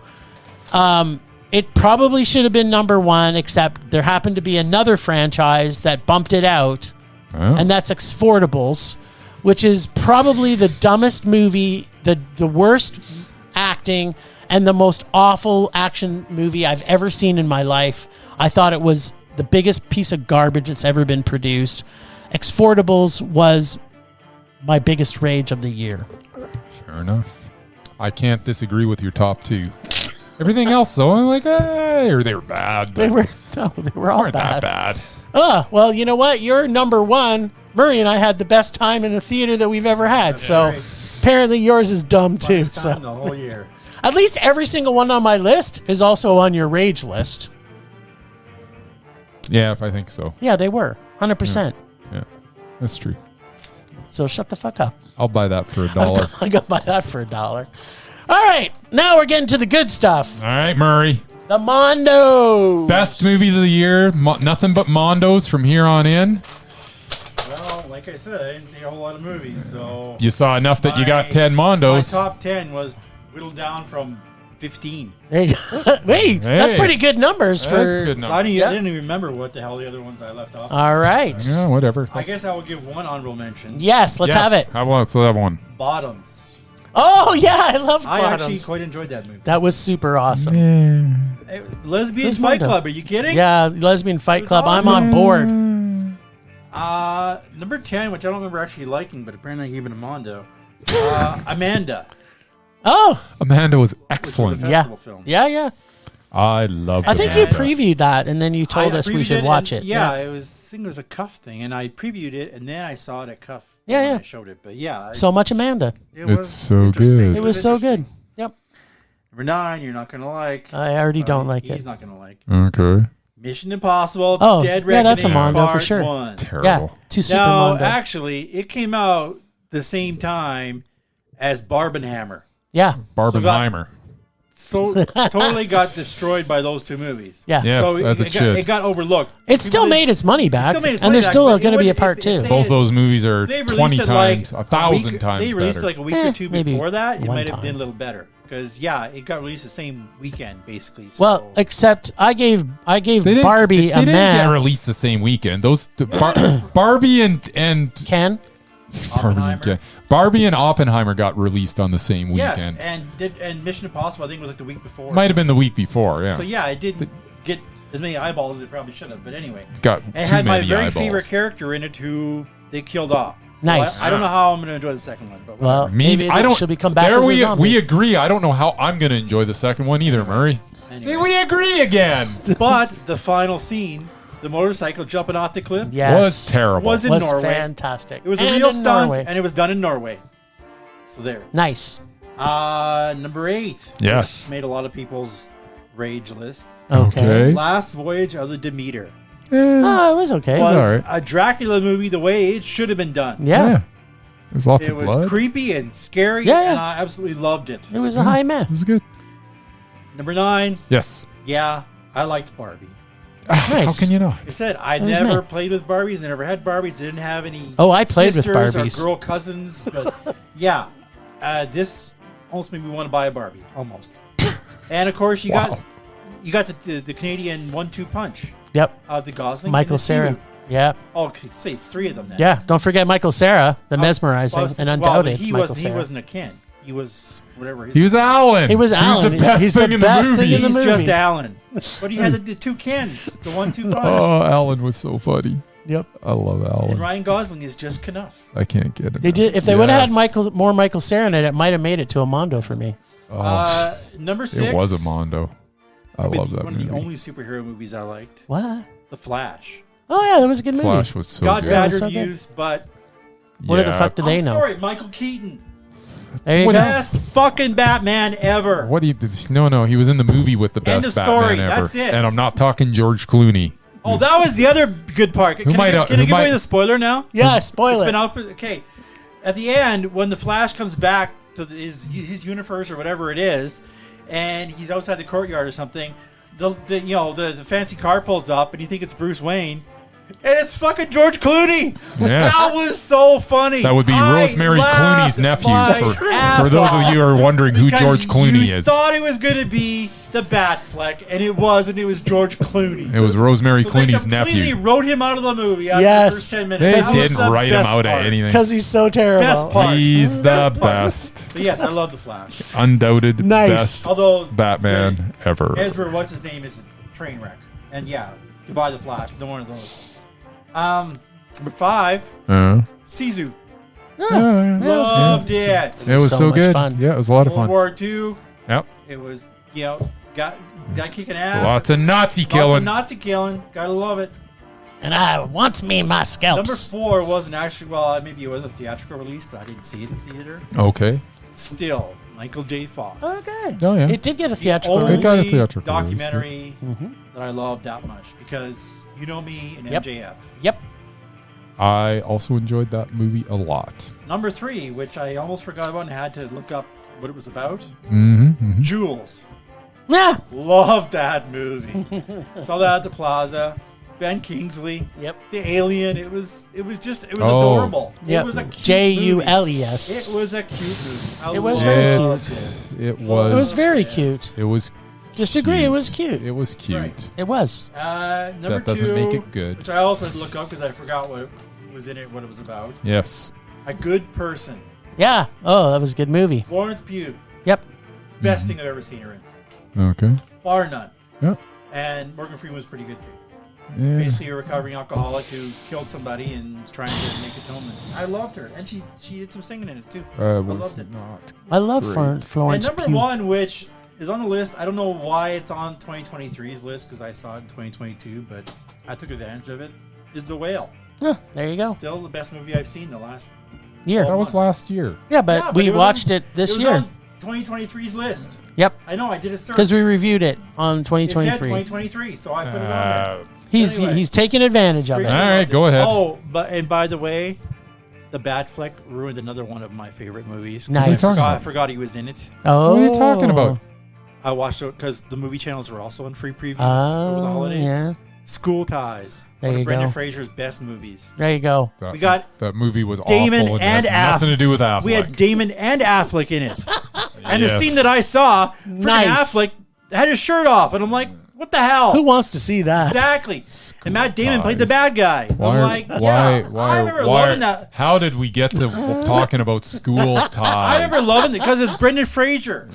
Yeah. It was one of my top 5 There you Brendan go. Fraser movies of ever. all time. But The Whale was top 5 Brendan Fraser. There's only one good, well, 2, Encino Man and The Whale. That's start and end of the list right there. George of the Jungle, come on. No. There was the one about Harvard. Monkey too. Bone, no. Monkey Bone, so There was the good. one about Harvard. I love that one too. Yeah, Joe exactly. Pesci. That was a great list, Just saying, Mur. but it used to be School Ties. With Then honors? Yeah, with honors.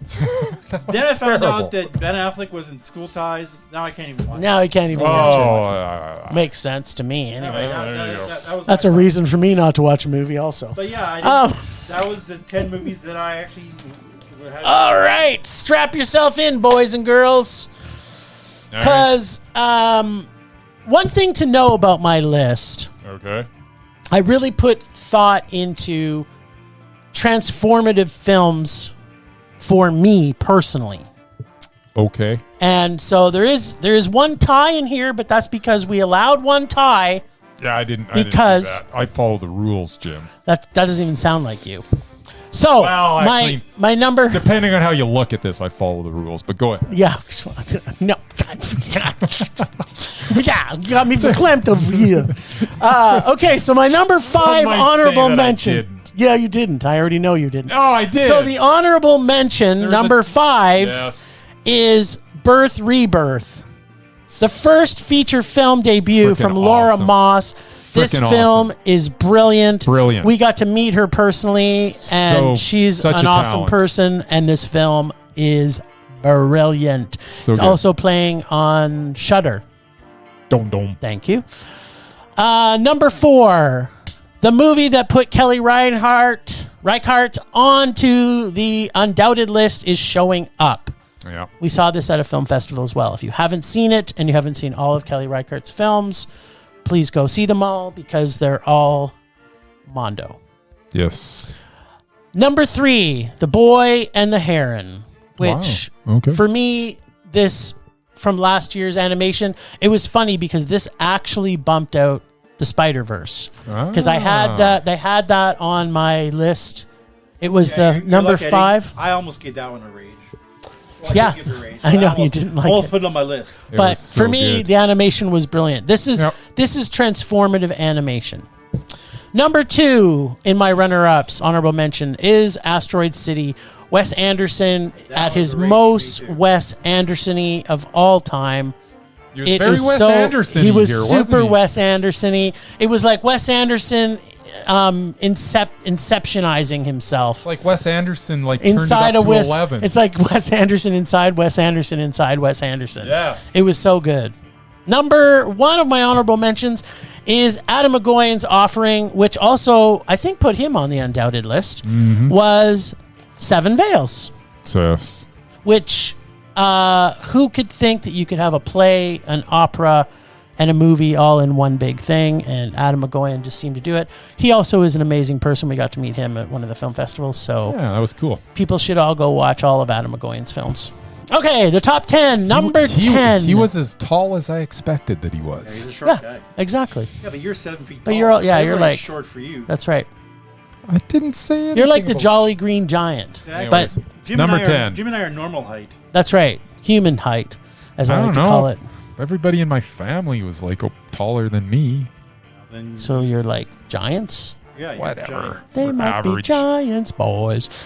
Number 10. Still a Michael J. Fox movie. Really? Directed by Davis Guggenheim, the Huh. director, who's very experienced, who also did It Might Get Loud. That was a very good movie. I'm surprised in your top 10, but Yes. I don't blame you for putting it in. And be prepared, I may be talking about this movie later. I'm just going to say. Number 9 is Infinity Pool. Baby Cronenberg making sci-fi horror like no one else is doing. A journey so worth taking. This film took me to places I never thought I would ever get to go. He just continues to get better every time he releases a movie. I think I concur. nobody's doing science fiction the way Baby Cronenberg does. I freaking love him, and I loved Infinity Pool. James! What you doing, James? Also, the most deliciously mesmerizing Mia Goth.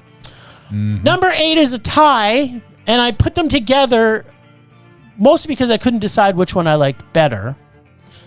But Also, they're both imagination run wild to dreamlike states and acting by two of the greatest actors working today. Beau is Afraid and Poor Things, because we got to see Poor Things last year. Fucking love both of them. And Joaquin Phoenix outdoes himself in Beau is Afraid. Now I just need to see him with her in another movie. And hopefully Yargos makes it, so that will even be better. So, yeah. Beau is Afraid and Poor Things. Number 7. The creepiest, most unnerving, unique horror movie made in the last 20 years, Skinamarink. What'd you really think, Murray? What'd you really think, Murray? Number 6 is the greatest Canadian movie that's ever been made. It is Brother. This movie was so good, and I've never seen a Canadian film that even comes close to this film. It was freaking amazing. I highly suggest everybody see this movie. It is freaking brilliant. Number 5. This film reinvents the demon genre to a lore embraced by an entire culture and spins it on his head. If you're going to eat your own kid's brain in a movie, then When Evil Lurks is got to be in my top 5. I freaking love this movie. Number 4, Fallen Leaves. The weirdest and most wonderful love story that's ever been told, that happens to also take place in Helsinki, which should not surprise anybody. Yep. Number 3, another horror movie. Yes. Called The Elderly.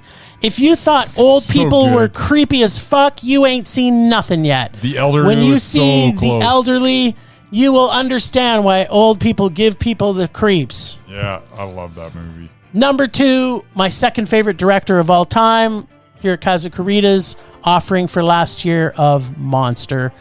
This film is so brilliant. And my number 1 movie of last year, I bet you Bryce can guess it. Inside the Yellow Cocoon Shell. No. For me, not you. Oh. For me. Anatomy of a Fall. No. That wasn't on your list. I should know this. You should know it. I don't know. If I go bzzz, Yeah, that's what 20,000 something bees. yes, 20,000 species of bees. Yes. Bee I should know because it's like right here on my honorable mention. Yeah. Bryce, you should have known that because, again, after leaving the cinema on here, I was unconsolable for about 20 solid minutes. Yeah, this movie I emotionally drained me. I think I got the two movies mixed up for some reason. I do that sometimes. Yeah, this movie takes you places with trans families and families that are going through it, and shows you how it can be done in a beautiful and natural and a way that gives respect to all people in the film. This movie's fantastic. Everybody should see this, be them supportive of trans rights or not. It's fantastic. All right, Brycey. That is a good list. It was a great list. It's the perfect list. I'm not gonna say it's almost perfect. I don't think I disagree with anything that's on there. Well, and I will actually admit that like most of your top 5 never really got released in theaters. Yeah. Like we saw them at festivals, but Yep. you may never see them again unless you Well, go looking for them You'll on see the streaming service. You'll see on Shudder When Evil Lurks. It's on there now. The Elderly is coming to Shudder in January, so you'll get to see that. But you're right. You may never get to see 20,000 Species of Bees, but you should try and find it. You should try and find it. I am almost ready to Reveal your my list. 2 hours into our podcast, you finally have it ready. That's right. He's finally going to have his list. He's been thinking about his list nonstop. I'm getting there. We don't like to rush into things. Yeah, that's true. And you don't like to be organized for anything. I want to get it right. All I can say is it's a good thing that my schedule has changed. Otherwise, I'd rather be at work. Yeah, you'd be leaving. It's not my fault that things are running so long today. It's your fault. It's not my fault. I don't know. You guys watched 8 movies. I mean, really, we should have been doing our reviews on one podcast, and we should have had a best of on the other podcast. You're sitting here cramming everything into one. Yeah, because we got to go back to normal next week. We got to go back to normal next week. We could have released. We got to get one, Casey back on here. Another one. It didn't all have to be done at once. Ugh. Yeah.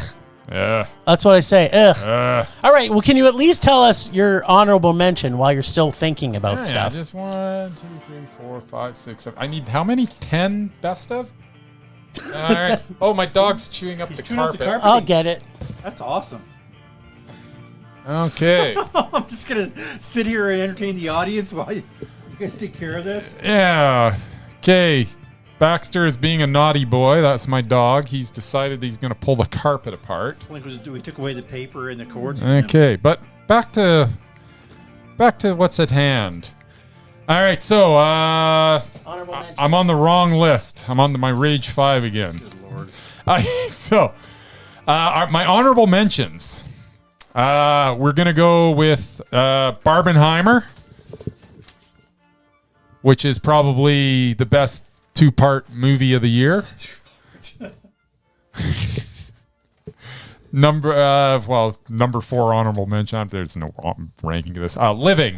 It was good. Yeah, which was very, very good.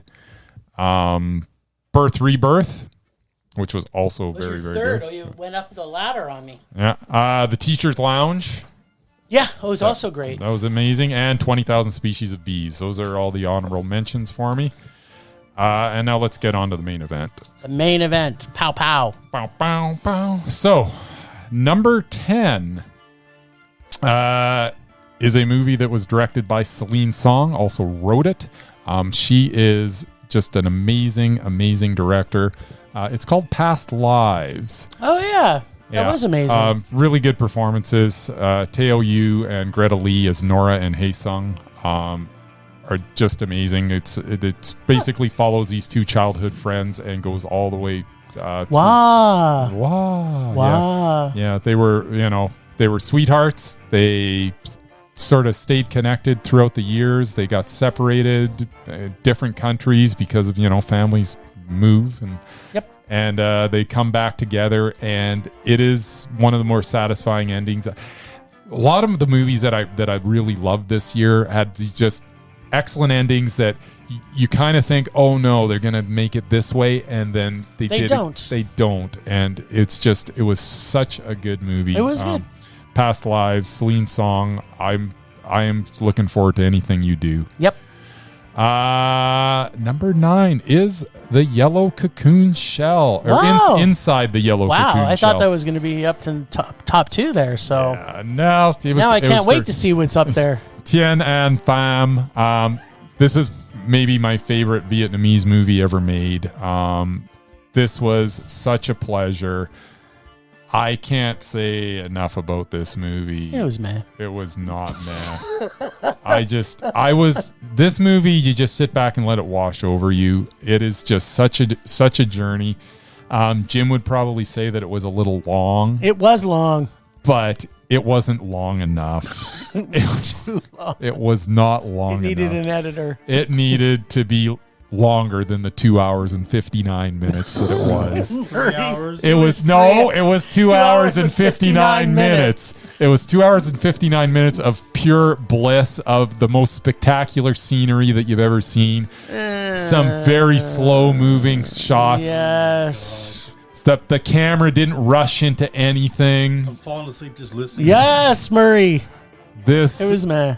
No, it was not. It was definitely a Bryce movie. It was amazing. Amazing. All right, moving on. All right.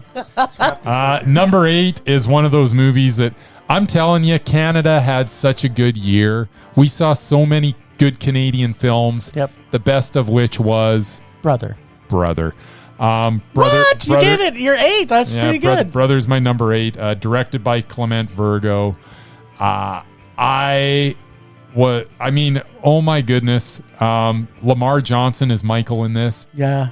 What a breakout performance. Yeah, he's brilliant in this. Yeah. Everybody in this was so good. And if you're gonna have a reveal, scene. You got to do it as natural as this movie did. The best coming out reveal of any movie ever made. Yeah, can't argue with that. Do you remember we were like 3/4 of the way into the movie, and we're like, I thought this had something to do with being gay. Yeah, and we're like, and then all of a sudden it's like, bam, there it is. I tell you. All right, and apparently my dog is craving attention right now because he's back after my carpet. All right, so number 7 is 1001, directed by A.V. Rockwell. This had a breakout performance by Tiana Taylor, who is just so good in it. The casting in this is so good. We get Terry at 6, we get Terry at 17, we get Terry as a grown, or at 13, and then Terry as a 17-year-old. And every kid that was in this was amazing. This is such a journey that you go on with this kid, and this does have a bit of a reveal at the end, and sometimes reveals don't work at all. Man, did this work. 1001 is a treasure. I love this movie. Nice. Number 6, Fallen Leaves. Hey, I had that. Yeah, Fallen Leaves, for all the reasons that Jim mentioned. It's such an amazing love story that only they could make in Finland. It was just, I love this movie so much. That would be number 6. Number 5 is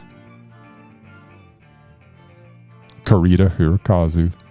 What? Monster. He's in my top 2. Another masterpiece from this guy. All he does is make amazing films. There's a reason he isn't on our undoubted list, correct? Yes. And will remain there forever because he can do no wrong. And you have to rewatch Shoplifters. And I have to rewatch Shoplifters. All right. Number 4, Evil Does Not Exist. Directed by Ryusuke Hamaguchi. This is a bit of a slow burn. A father and his daughter kind of move into this place where they're building a campsite. They want to do some glamping, apparently. It sounds ridiculous. It sounds dumb, and it has the most amazing ending of one of the most amazing endings of any movie this year. This is another movie that might be slow for some, but every camera movement means something. The scenery is amazing. It is just another movie really that, good. I can't say enough about that one. Yep.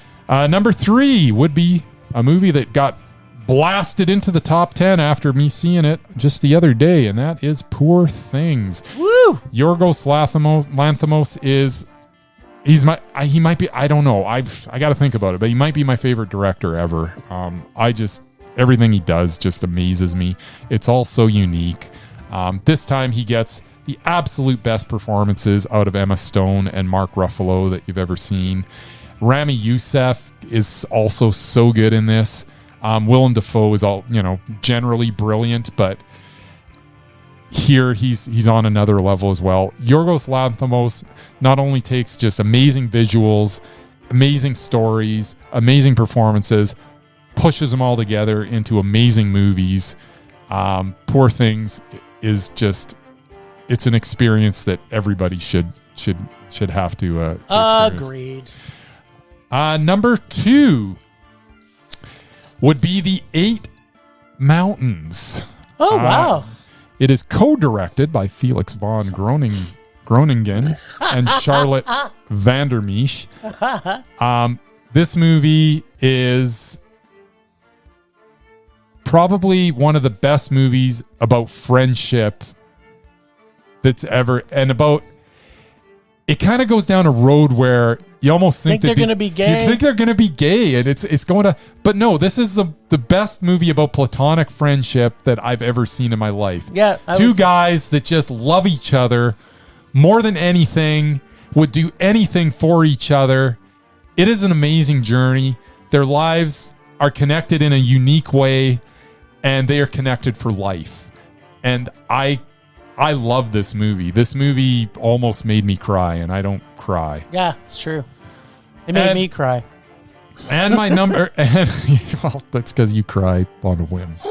You just, and that actually, it's weird that I said on a whim because my dog is chewing another electrical cord. Yeah, because on a whim, well, this movie happens to be directed by a whim. What? Directed by Wim Wenders, Perfect Days is a perfect movie.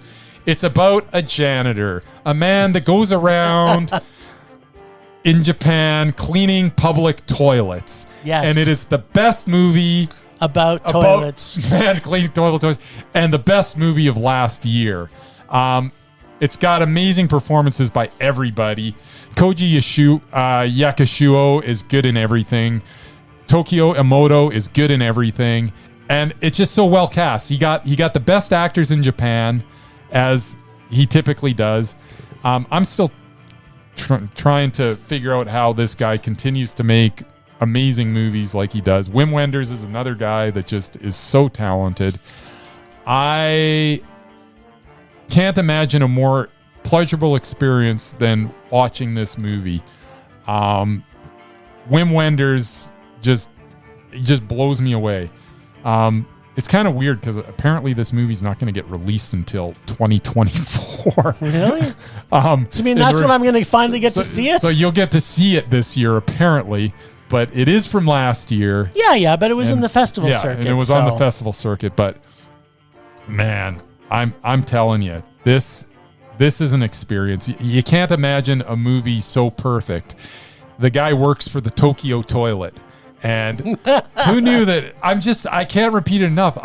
You think about this movie and you're like, how on earth did a movie about a guy cleaning toilets be this good?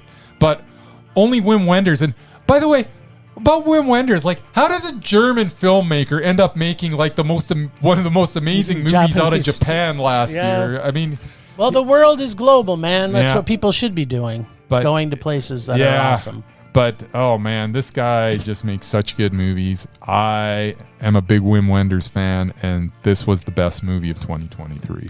Yeah, it was close. It was 20,000. You didn't even see it. It was 20,000 species of bees. Yes. And now my dog has something he shouldn't have, I'm sure, because he's tossing it around. Tearing it apart.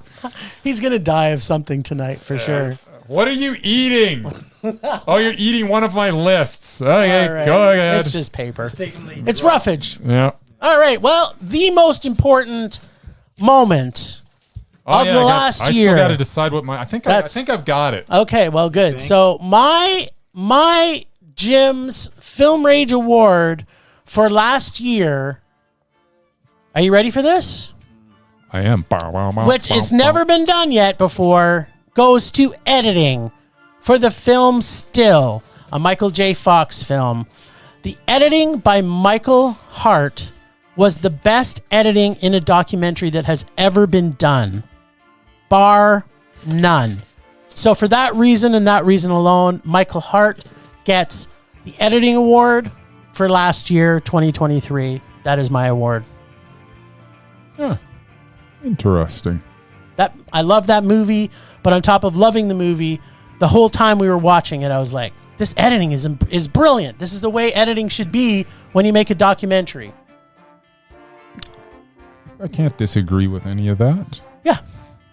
All right, Murray, do you want to go next while Bryce is still fiddling his finger holes? Anything.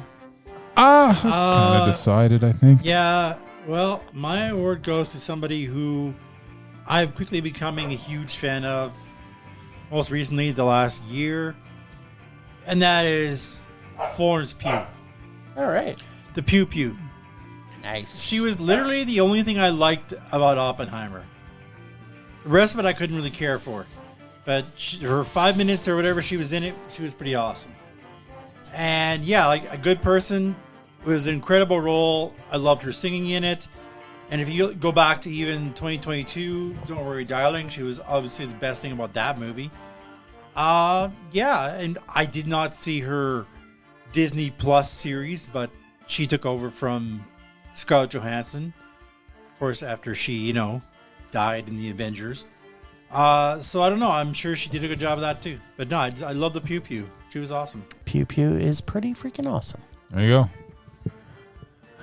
Well, I think my Film Rage Award is going to go to someone that I probably should have given an award a long time ago, and that would be Ben Affleck. Oh my fucking God. Not only did he direct one of the best movies of the year, didn't make my top 15, but it was in my top 20. Basketball movie? Yes. Oh, the one Air. that I gave her. Oh, I gave it a He minute. starred as Phil Knight, and he was amazing in it. And guess what? He also directed it. Plus, he once again solidified the fact that he is the best Batman ever, as his performance as Bruce Wayne in The Flash Way to mute this? absolutely dwarfed everybody else in the film. Ben Affleck the man is just can do no wrong. He's the best director in Hollywood. He's the best in Hollywood, I said. All right. He's the best actor that's ever lived. God. You know what? People listen to this podcast and they were probably listening to your list going, you know what? There's a lot of really good stuff in there. Mondos were and then you've the literally most critically acclaimed movies of the whole year. And then Festival darlings. And then you negate everything by giving an award out to Ben possibly Affleck one of the most annoying actors. It's all overdue, and it's about time and you know what? Couldn't I look back at last year. I'm like, you know what? He dwarfed everybody. He once again proved that he's the best Bruce Wayne Batman ever, and he also proved that he's one of the best directors ever by just nailing it. Like, everything he directs is amazing. The Last Duel, Air. Fuck, kill me now. Like that. This is a great way to finish. We did not get called Film Love. We're called Film Rage. And thanks to Bryce, he's ended this on a fantastic now I'm even rage. more angry. That's right. Another reason for Murray not to watch movies anymore. Exactly. Ben Affleck has also ruined my love of movies. There you go. Thank you, Mr. Affleck. What are you talking Whoa. about? Now this is a loaded episode, people. Yeah. All right. Well, thanks, Ragers, for listening. Thanks to the Extended Film Rage family, who you can find in our show notes. Thanks to Casey from The Nerdy Photographer for the voice of Rager Dare. And next week, we welcome Casey back to the Rage. We cannot wait to finally get him on here and keep us straightened out. Find us on social media everywhere at Film Rage YYC. Check out everything Film Rage at filmrageyyc.com, including our merch site for Redbubble and TeePublic. We are always wanting to make this a raging blast for all listeners, so please comment, like, and subscribe, or send us an email to filmragecalgary@gmail.com. Dare us to see terrible movies to fuel our rage, especially if it's directed by Ben Affleck. But no matter what you do, please, please, please, pretty please, please, please, make us a rage. That's it for this week. A rage on. Rage on.